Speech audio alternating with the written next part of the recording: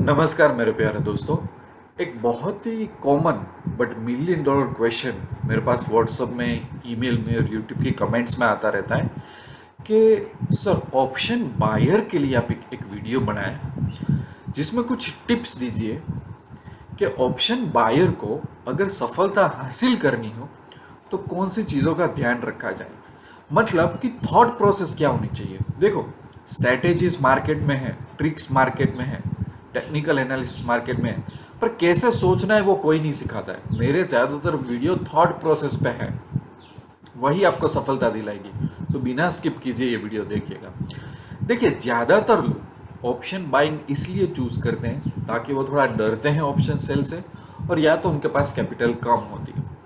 कम capital वालों के लिए भी मैं एक अलग वीडियो बनाऊंगा, पर अभी मैंने समरी में बोल दिया कि थोड़ा डर लगता है एज ए सेलर बनना, और थोड़ा कंफर्टेबल नहीं होता, और थोड़ी कैपिटल कम पड़ रही है। जो भी रीज़न हो, मैं यहाँ पे बात करने वाला हूँ कि जो लोग ऑप्शन बायर हैं। अब कंपेयर टू ऑप्शन सेलर हमारे पास प्रोबेबिलिटी थोड़ी कम है, क्योंकि जब हम ऑप्शन बाइंग करते हैं तो जिस दिशा में हम बाय करते हैं, हमको लगता है कि मार्केट ऊपर जाएगा या तो मार्केट नीचे जाएगा, तो वो जाना चाहिए। अगर नहीं जाता तो हमें लॉस होता है। ऑप्शन सेलर में उल्टा है कि ऑप्शन सेलर को अगर ऐसा लग रहा है कि मार्केट नीचे जाएगा पर मार्केट वहीं का वहीं रहता है तो भी उसको प्रॉफिट हो सकता है। तो हमारे लिए थोड़ा चैलेंजिंग है।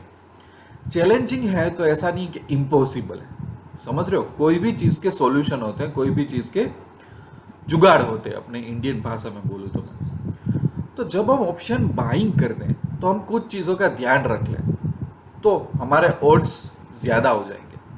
जैसे कि नंबर 1, हमें कहाँ पे ट्रेड करना है। इसका मतलब क्या हुआ कि जैसे कि निफ्टी या तो बैंक निफ्टी ले लो, जो ज़्यादातर लोग इंडाइसिस में ही ट्रेड करते हैं। तो मेरे एक्सपीरियंस हिसाब से मैंने ऐसा देखा है कि बैंक निफ्टी ज़्यादा वोलेटाइल है कंपेयर टू निफ्टी।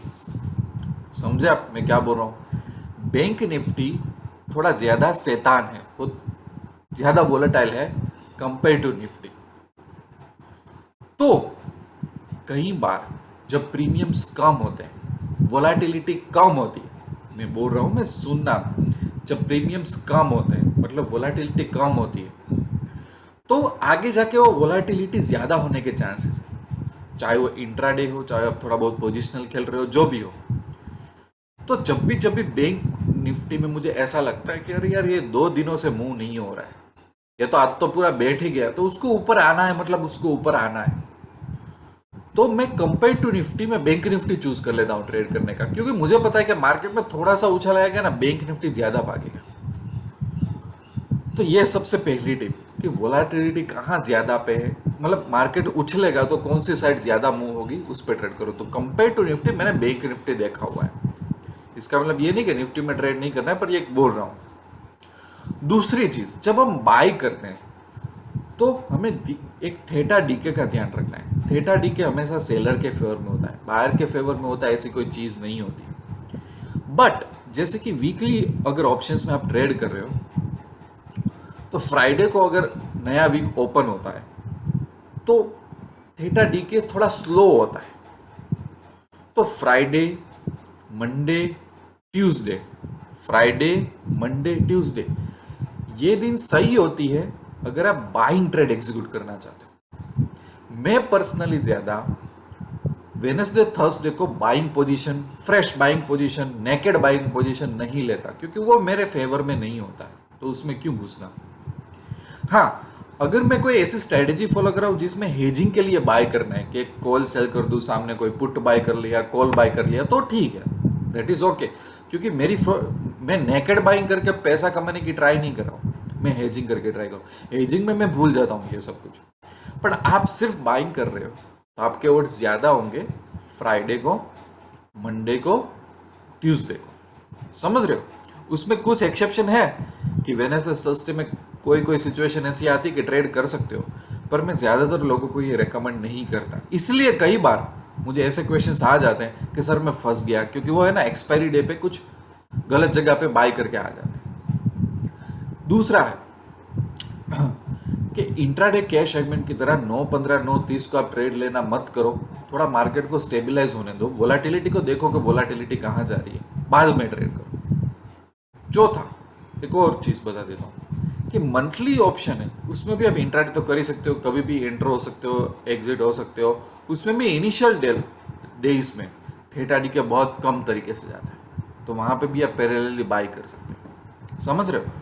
दूसरी बात कि वोलाटिलिटी जब जब कम होगी तब तक हमें फायदा हो सकता है। तो उसको ट्रैक कैसे करो? जैसे कि वीकली कॉन्ट्रैक्ट है, तो थोड़ा एक नोटपैड में लिख लो, एक्सेल में लिख लो कि जो एटीएम है, एटीएम मतलब जैसे कि 15,000 निफ्टी पे चल रहा है, तो 15,000 का प्रीमियम कॉल साइड और पुट साइड कितना चल रहा है, ठीक है, उसका टोटल मान लो कि जैसे कि 100 90 तो 190, तो वो देखो कि वो प्रीमियम कहाँ जा रहा है। तो जहाँ पे प्रीमियम देखा, जैसे कि फ्राइडे, मंडे, ट्यूसडे, कई बार प्रीमियम एकदम लो हो जाता है, तो लो हो जाता है, उसके बाद अपने पोजीशन ले तो मार्केट में वोलाटिलिटी आएगी, बायर के लिए यही फायदा रूप है। ठीक है, हाँ, थीटा डी का ध्यान रखना कि थर्सडे वाले में दिन में ऐसा मत करना।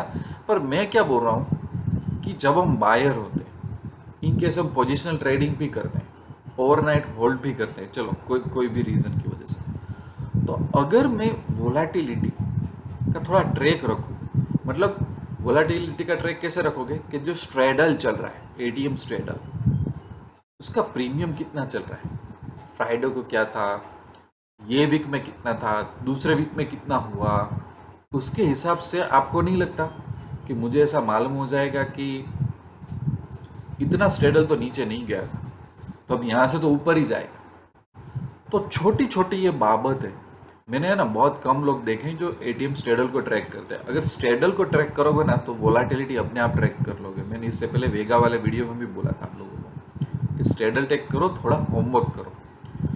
ये छोटी छोटी 5-7 बातें हैं ना, अगर आप फॉलो करोगे ना, तो एज ए ऑप्शन बायर भी आपको बहुत सारी सफलता होने के चांसेस है। फिर जैसे कुछ स्टॉक होते हैं, उसमें अगर आप कैपिटल हो तो आप कॉल पुट बाय करके काम चलाओ, ठीक है, लॉन्ग स्ट्रेडल बना के काम चलाओ। तो वहाँ पे भी अगर वीक बाय वीक अगर स्ट्रेडल चेक करोगे ना, तो आपको वोलाटिलिटी का कंसेप्ट पता चल जाएगा। और जहाँ पे लो वोलाटिलिटी है और बहुत ज़्यादा हम सेलर के ट्रैक में नहीं फंस रहे थीटा डी के वाले में, तो सीधा पोजीशन लगा लो, तो अपने आप को फ़ायदा हो सकता है, आराम से फ़ायदा हो सकता है। इसके लिए एटीएम स्ट्रेडल को ट्रैक करो कि प्रीमियम्स की क्या प्राइस चल रही है। प्रीमियम मतलब वोलाटिलिटी, अगर मार्केट में अनसर्टेनिटी है तो वोलाटिलिटी बढ़ेगी तो प्रीमियम भी बढ़ेगा। और जो लॉन्ग स्ट्रेडल है, मतलब जो लोग सिर्फ बाय करते हैं, ठीक है, मैं एक साथ कॉल और पुट बाय कर दूंगा, कहीं पे बहुत बड़ा इवेंट आने वाला है, तो इससे पहले भी मैंने बोला था बैंक निफ्टी, ये तो कोई पर्टिकुलर अच्छे स्टॉक्स में अगर आपको लग रहा है कि 2 या 3 दिनों से स्टॉक एक रेंज में ही मूव हो रहा है, कहीं पे मूव नहीं हो रहा है, तो बाद में वहाँ पे एक स्ट्रेडल, लॉन्ग स्ट्रेडल डाल दो, कॉल बाय और पुट बाय कर लो। तो जब वो मार्केट तोड़ेगा ऊपर नीचे, तो आपको बहुत बड़ा फायदा होगा। इसके लिए, ये सब चीज़ों को जानने के लिए आप कैंडल स्टिक का नॉलेज यूज़ करो। किसी ने रोका नहीं है कि आप कैंडल स्टिक ऑप्शंस में यूज़ नहीं कर सकते। काफ़ी लोग ब्लाइंड ट्रेडिंग करते हैं, जो बायर होते हैं ना, वो कि कैंडल स्टिक यूज़ नहीं करते। कैंडल स्टिक ट्रेंड जानने के लिए यूज़ करो, जो रेंज में फंस गई है प्राइस उसको जानने के लिए यूज़ करो। एक बहुत बड़ा ब्रेकआउट आ गया है तो जिसके पास कैपिटल ज़्यादा है वो शॉर्ट स्ट्रेडल भी खेल सकता है, कुछ भी कर सकता है कि ओके अब तो बहुत बड़ा ब्रेकआउट आ गया, अब शॉर्ट स्ट्रेडल कर लो। पर शॉर्ट स्ट्रेडल की बात करना यहाँ पे थोड़ा रीजनेबल नहीं होगा, इसलिए मैं लॉन्ग स्ट्रेडल पे ही फंसाऊंगा। कुछ ही कम ही स्ट्रेटेजी है बायर्स के लिए, स्ट्रेंगल्स भी ले लो। पर जो भी आप करो, तो एक छोटी सी एक एरिया में अगर आप एक्सपर्टाइज हासिल करने की ट्राई करो तो आपको फ़ायदा होगा, ये मैं आपको लिख के दे सकता हूँ।